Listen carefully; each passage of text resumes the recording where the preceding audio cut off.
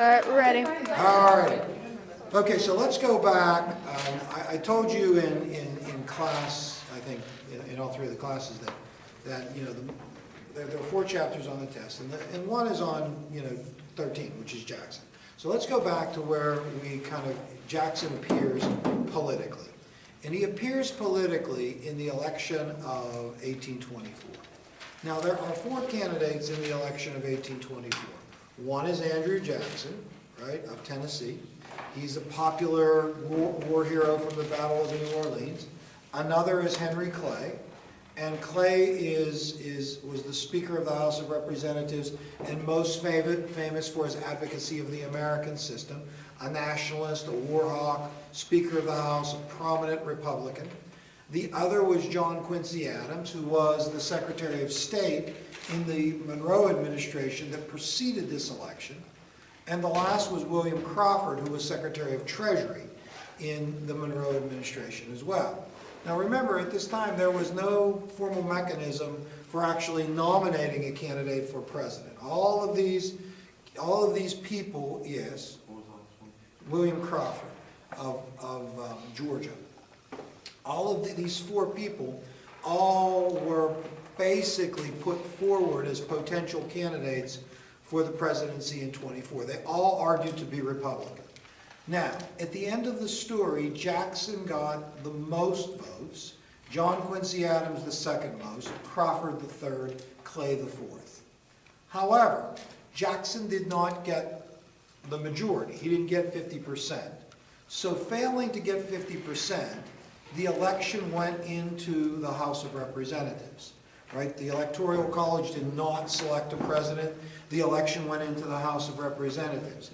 In the House of Representatives, Clay used his influence to get Adams elected. Right? Clay was the 3rd and 4th vote getter. Under the 12th Amendment, he was eliminated. Clay used his influence to get Adams elected. Eventually, supporters of Jackson and opponents of Clay and Adams will argue that the eventual results of this election constituted a corrupt bargain. Why? What action did Adams take in the aftermath of being elected by the House of Representatives that caused his critics to refer to him? Go ahead, Grace. Adams made Clay the Secretary of State. Yes, Adams made Clay Secretary of State. The Secretary of State was considered to be the traditional stepping stone to the presidency, and so it seemed like in return for naming Clay his successor, Clay tilted the election towards Adams. The Jackson people argued that a corrupt bargain had been struck, and Adams is going to assume the presidency under a cloud. Now, we talked very little about the Adams presidency, except to say it was extraordinarily unsuccessful. Adams is a nationalist. He pursues a nationalistic agenda. He wants to promote internal improvements. He wants to build a national university. He wants to do all of these things. But his problem is that he's not very warm. He's not very gracious, in some ways. He's not a good politician. So Adams and he's unwilling to use traditional political skills, appointments and other things. And so Adams has a very unsuccessful presidency. He is defeated for the presidency in 28 by Jackson. Jackson is elected to the presidency in 28, and Jackson's election is to some extent symbolic of the common man kind of influencing government. Jackson, remember, is this orphan child who grows up rough and tumble on the frontier, works his way through adversity to become a Tennessee lawyer of some note, a general in the Tennessee militia, a war hero, some petty or some minor political positions, and eventually president of the United States. He is a champion of the people. He believes that he is the tribune of the people. He takes office, and in office he does a number of things. And I was reading, I'm reading your papers, and I mean, you have a familiarity with a lot of things, but one of the things that many of you raised in your papers was this notion of rotation in office and the spoils system, right? And there are questions on the test about this. What did we said that Jackson is going to kind of be responsible for instituting what becomes known as the spoils system and what he refers to as rotation in office. What is that? What is meant by the spoils system or rotation in office? That's generally the same thing. I mean, it's not generally, it is the same thing. So what's meant by that? Does anybody remember? Yeah, go ahead, Grace. It's putting people that support them in office positions. Yeah, there were about 10,000 federal jobs. And Jackson basically fired 1,000 people and replaced those 1,000 people with people who supported him, right? And, you know, as rewards for their support. So as a reward for supporting Jackson and, you know, in order to make sure that the people involved in government were loyal to him, he replaced 1,000, about 10% of the federal workforce, with people who were loyal to him. The action of doing this was called the spoils system because to the winner went the spoils. And the spoils were the jobs that were available to the federal government. Now, in his first term, one of the biggest things that Jackson is going to undertake is Indian removal. Now, we did not talk about that in class, but most of you, again, wrote about that in your essays. And the thing about Indian removal and Jackson's actions there is that the 5 civilized tribes of Georgia were just that. By the standards... Mr. Santilli to the athletic office, please. Mr. Santilli to the athletic office. By the standards of Western society, these 5 tribes, including the Cherokee, had achieved civilized status. They had their own alphabet, they had their own newspapers. The Cherokees were even so civilized as they owned slaves, right? You know, and so, you know, ironically, that was a sign of their civilization. And the argument that Jefferson had put forward about the Native Americans was that as long as they kind of adopted Western culture and white ways, then they could remain in their land. And these people did, right? The Cherokee did. Yet,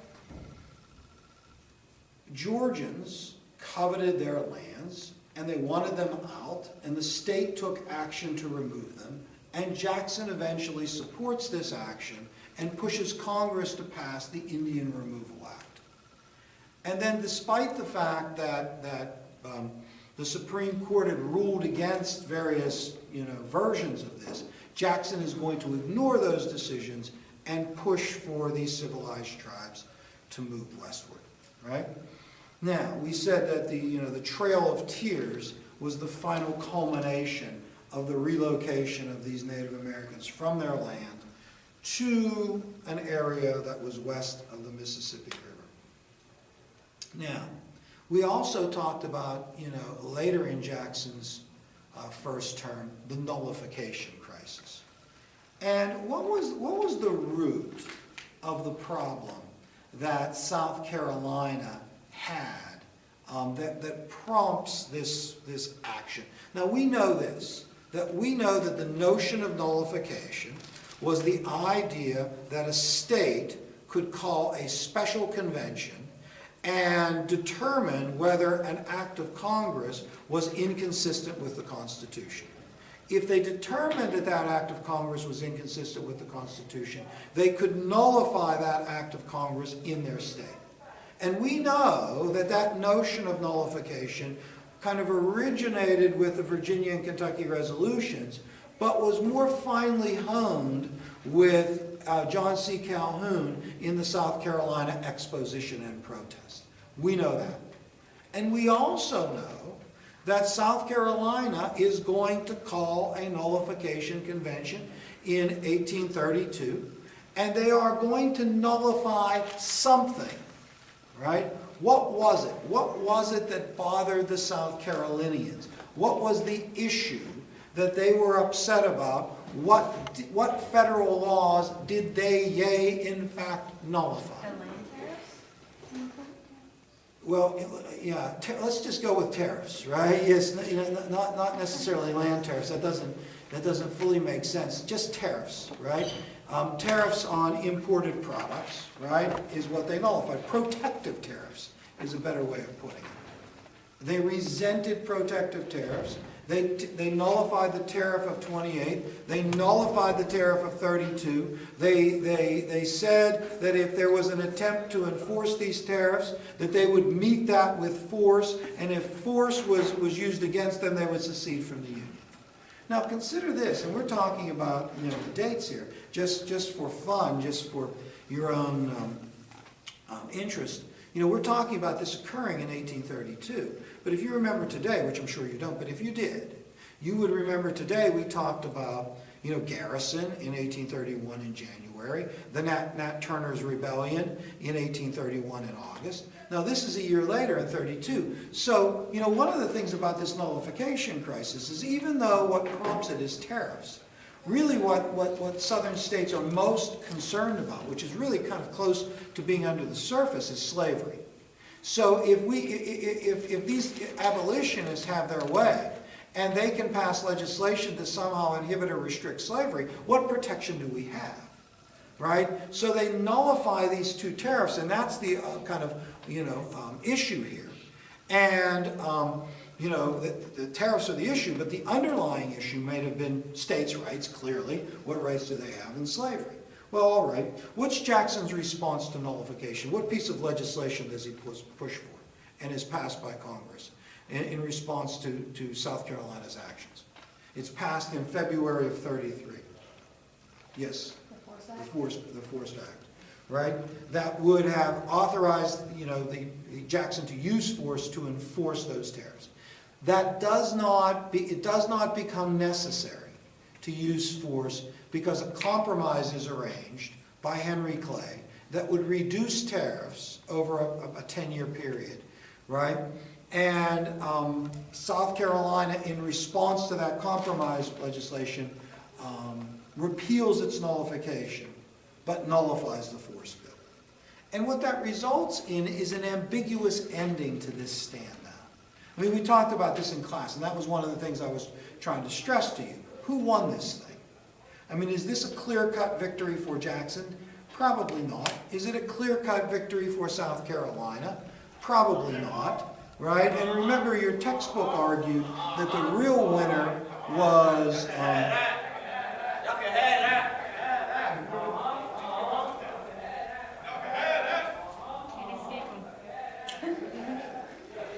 Right, the real winner was the Union, right? So, okay, we talked about nullification, we talked about Indian policy, and the other thing that obviously will be part of it is the bank. The bank will be several questions on the test.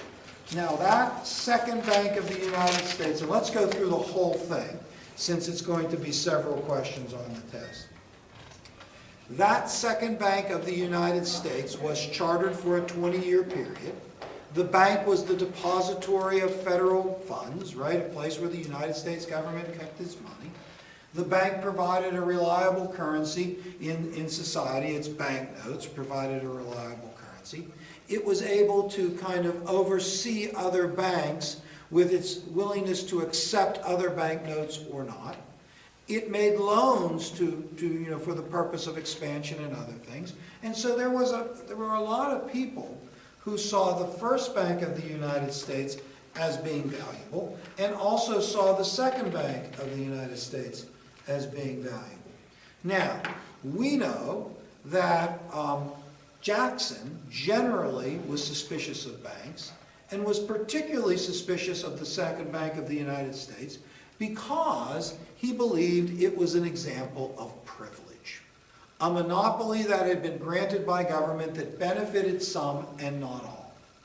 And remember, we read Jackson's bank veto in which he says, you know, government should be like the rain. It should fairly fall on the just and the unjust. And that this was an example of benefit to some and not all. And so on that basis, as well as arguing that the bank was unconstitutional, which was ironic because it had been deemed constitutional in what court case? The kids will never get it. The kids will never get it. It was 1819. What court case? John Marshall ruled the bank to be constitutional in the case of? McCulloch versus Maryland, 1819. And so Jackson basically defying that, proclaimed it unconstitutional, proclaimed it a bad idea, right, and vetoed the bank. Now, in the aftermath of his bank veto, right, he decides that he is going to not be content with just not rechartering it in 4 years, but he's going to kill it.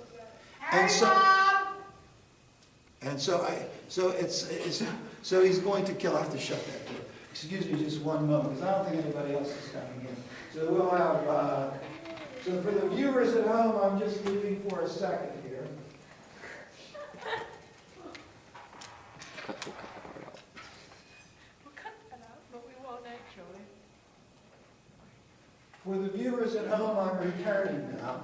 Right? You know, this should be better now.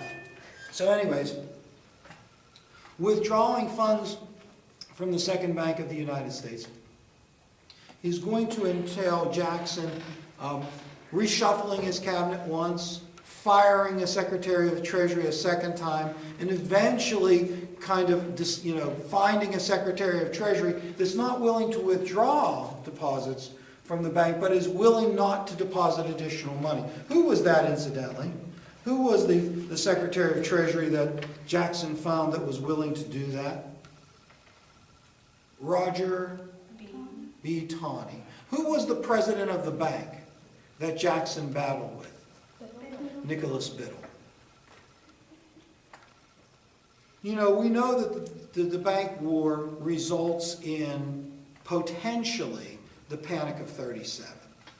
And, you know, we think that may have contributed to it, as well as the Specie Circular, which was Jackson's edict that the federal government would no longer accept paper money as payment for land. Now, by the time the Specie Circular had been passed, Jackson had determined that he would retire from office after 2 years.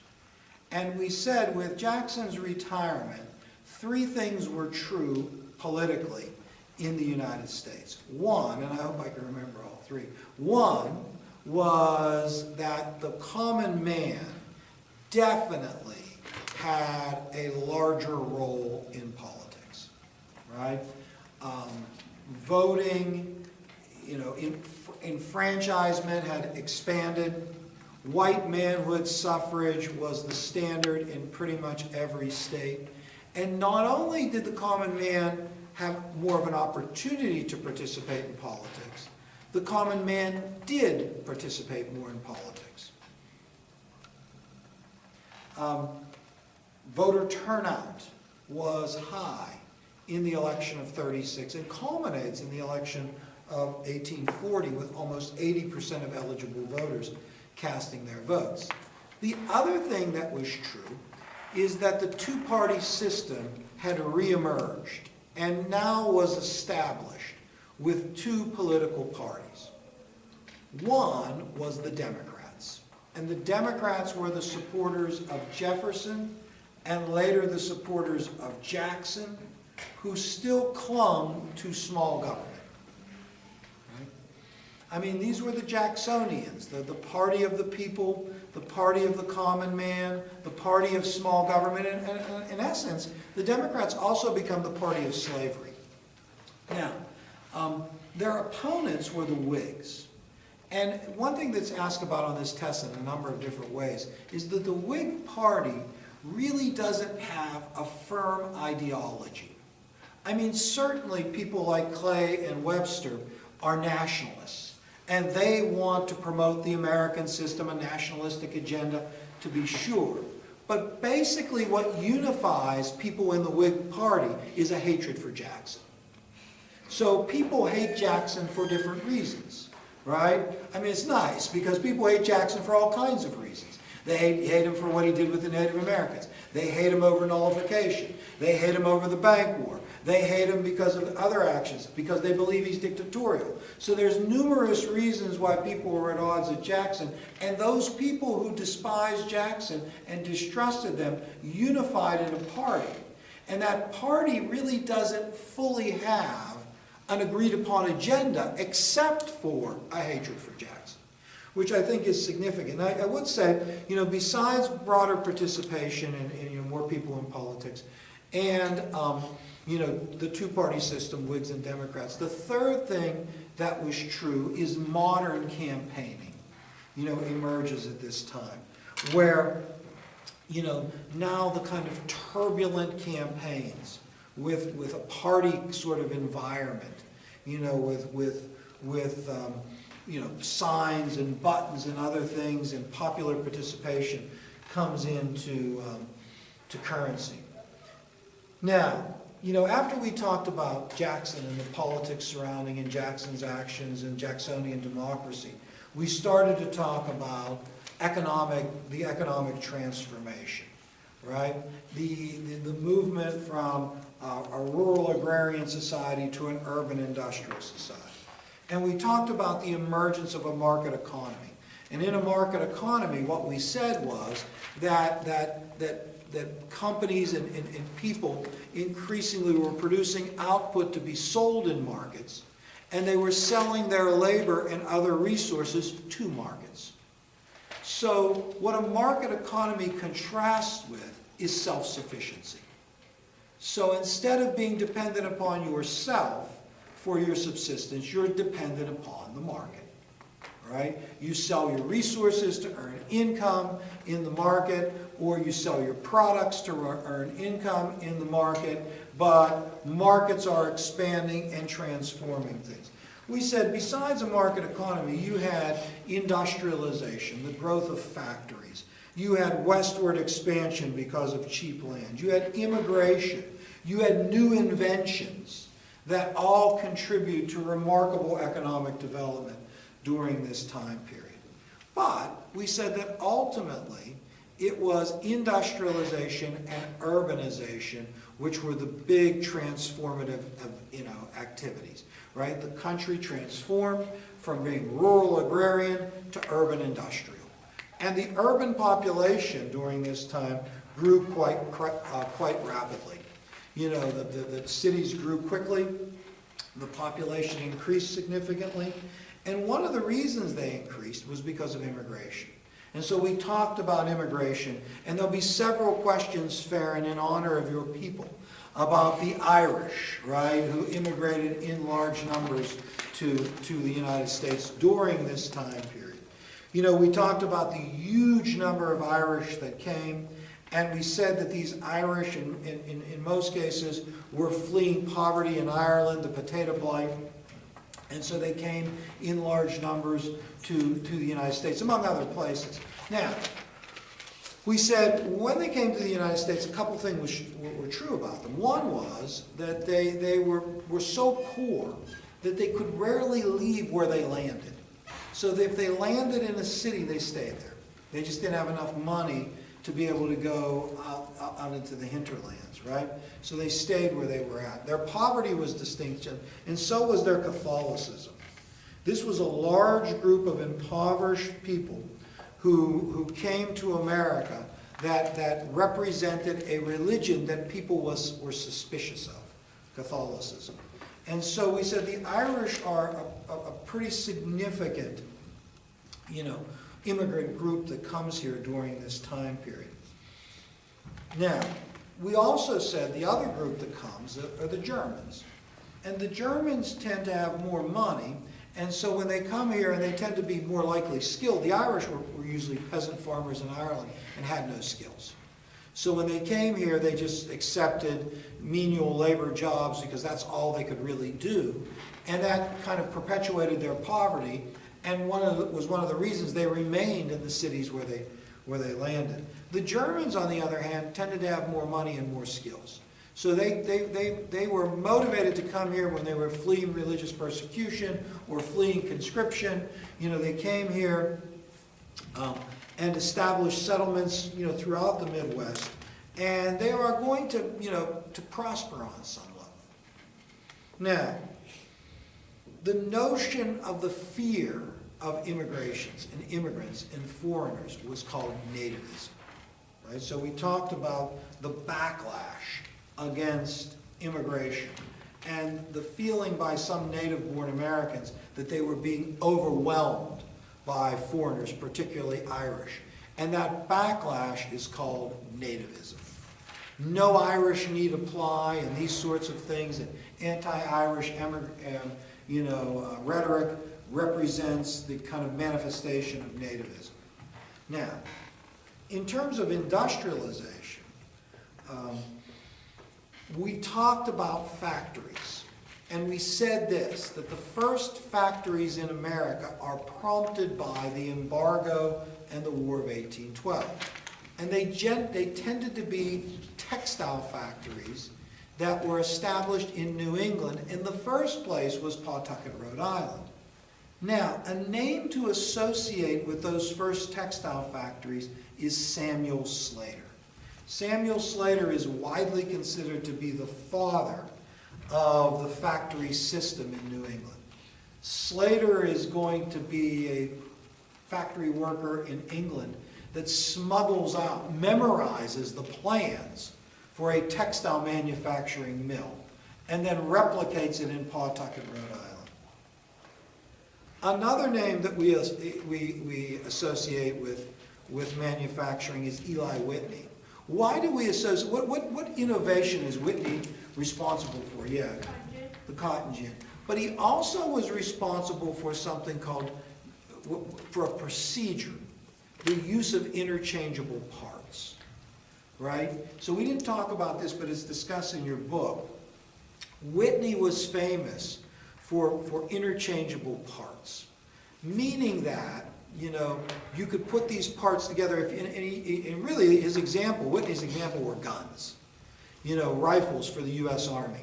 Whitney is going to get a bunch of parts and mix them up, take these 3 or 4 guns together, mix all the parts together, and then put a gun together from the parts. These parts were interchangeable. It seems natural to us today, but prior to this, they built everything individually, right? So Whitney kind of perfects this notion of interchangeable parts and the cotton gin, which gives him some notoriety and some fame.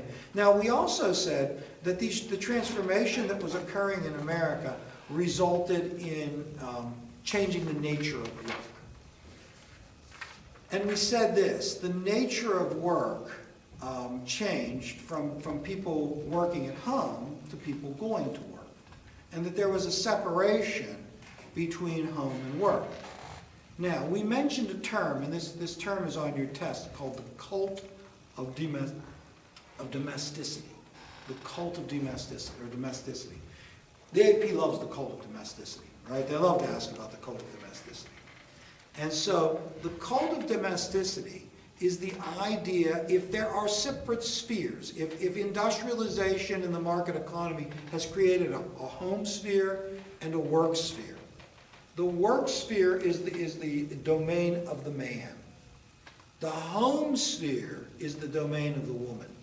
So the cult of domesticity elevated the wife and mother, right, as the dominant person in the home sphere.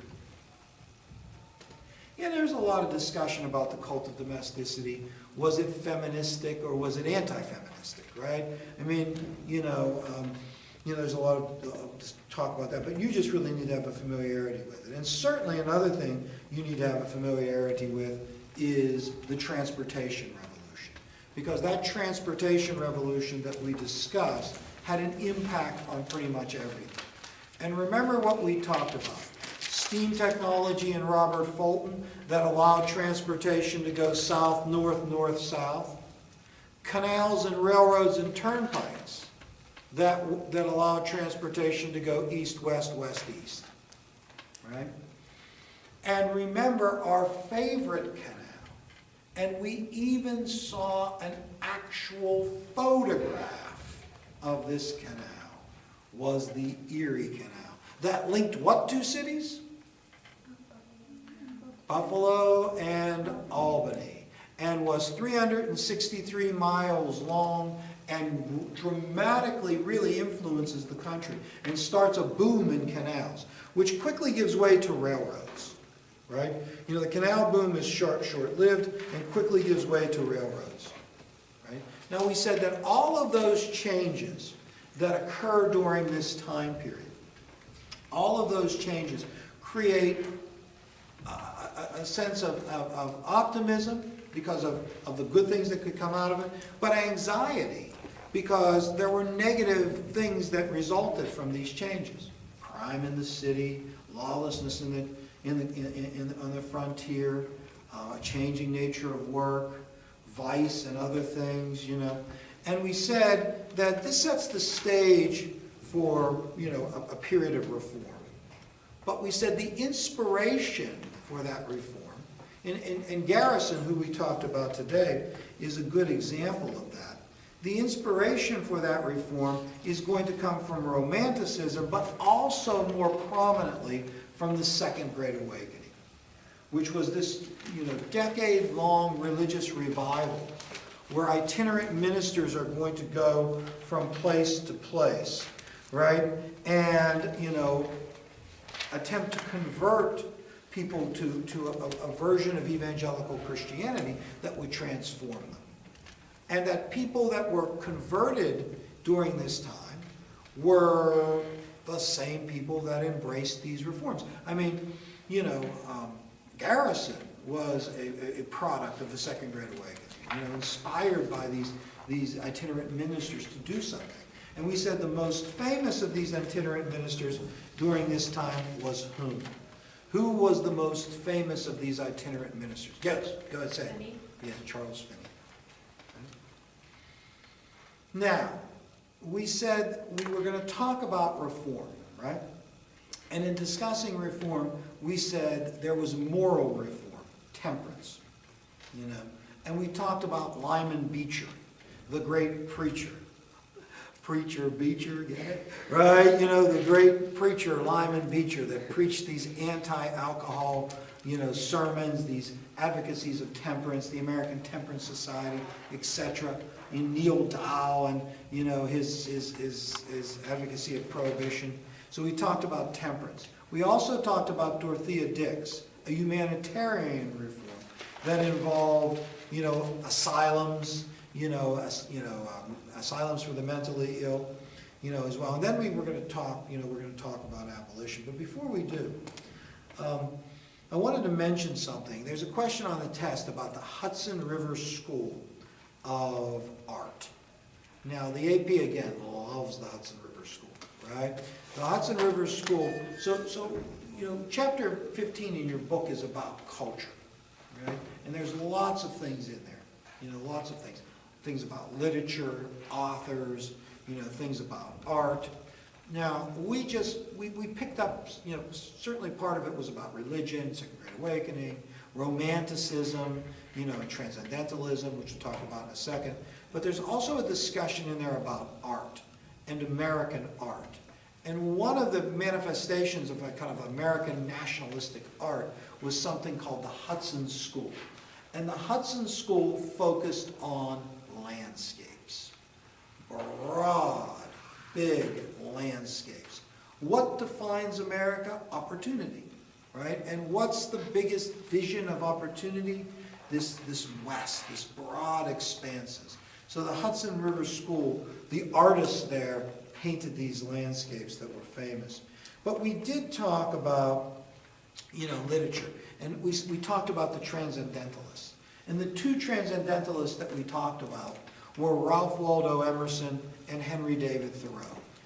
And Thoreau was famous for writing, you know, among other things, on Walton and other things. But his maybe most influential work was Civil Disobedience, that in which he explains how it can be justified that someone could violate the law and follow their conscience. And civil disobedience is going to be, like we said, a roadmap for people like Mahatma Gandhi and Martin Luther King. Now, that took us into a conversation about slavery, and I want to reiterate this again. that there's probably 10 questions on the test, out of chapter 16 in your textbook. And some of those questions deal with what we were talking about today, like the cotton gin and Eli Whitney, and how the cotton gin affected the Southern position on slavery and really makes cotton a lucrative cash crop for Southerners, right? But there's also going to be what I would call demographic questions, right? And those demographic questions are questions that involve what percentage of people in the South own slaves, right? What did most people in the South do? If they weren't slaveholders, what were they, right? You know, what did they do? What percentage of people in the South owned large numbers of slaves? How important were those large slaveholders? And there's a discussion in your book in chapter 16 about all of these things that precedes the conversation about abolition. So what I'm suggesting to you is if you read anything, read that discussion in chapter 16 in your textbook with those kind of demographic things about slavery and the impact of slavery in the South. Now,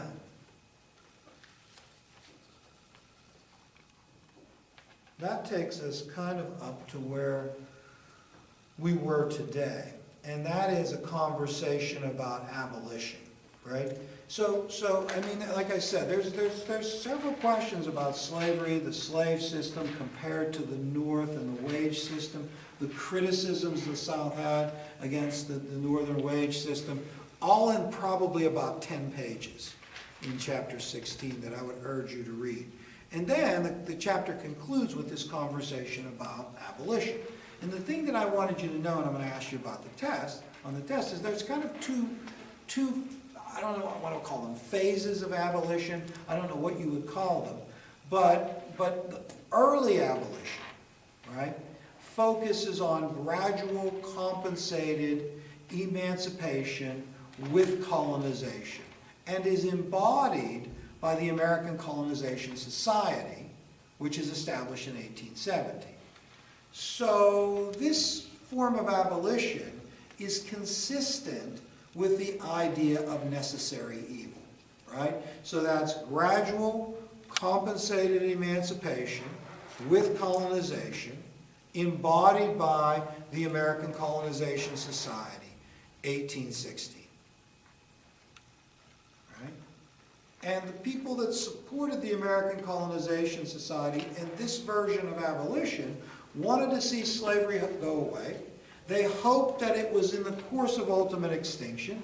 They thought that it should go away gradually. They thought that slaveholders should be compensated, and they definitely thought that freed slaves should be recolonized back to Africa.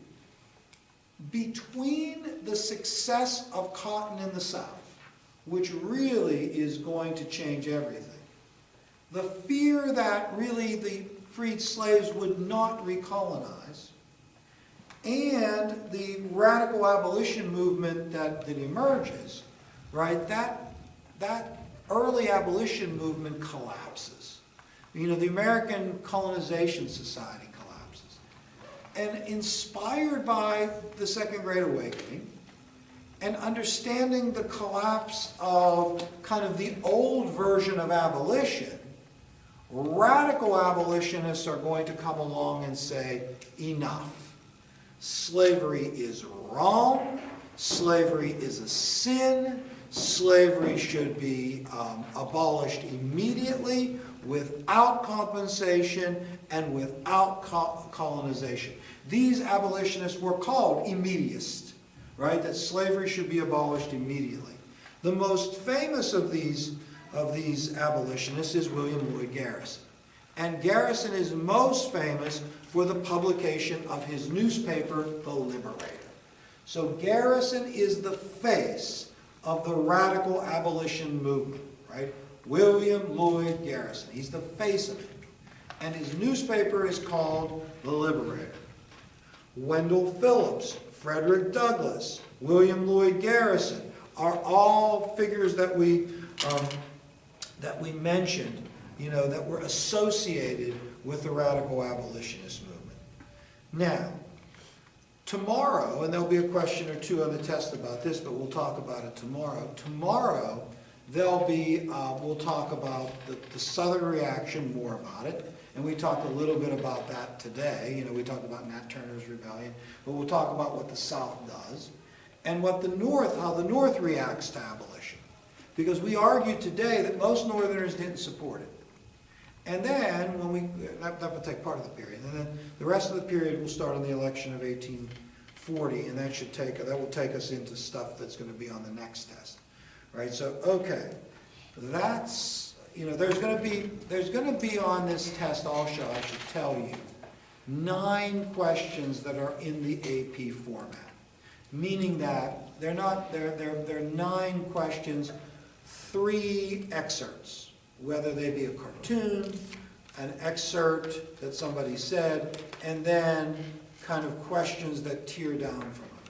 I was reading them today, and I kind of think they're not very difficult. 1 is about Jackson, and 2 are about reform, right? Reforms that we already mentioned, right? Reforms that we already mentioned. 1 is about Jackson, something that we've talked about. 2 are about reforms that we already, of whom we mentioned in this review. Yes? Are they also in a book? Yeah, all this. Yeah. I meant like the extra. Yeah. Mm-hmm. All right, so does anybody have any questions about that? If you do not, thank you for attending. All right, that's it for today. So it's only 20 after, that's good. Thanks, Chrysalis, yes. What were the 2 people that were in Ralph Waldo Emerson,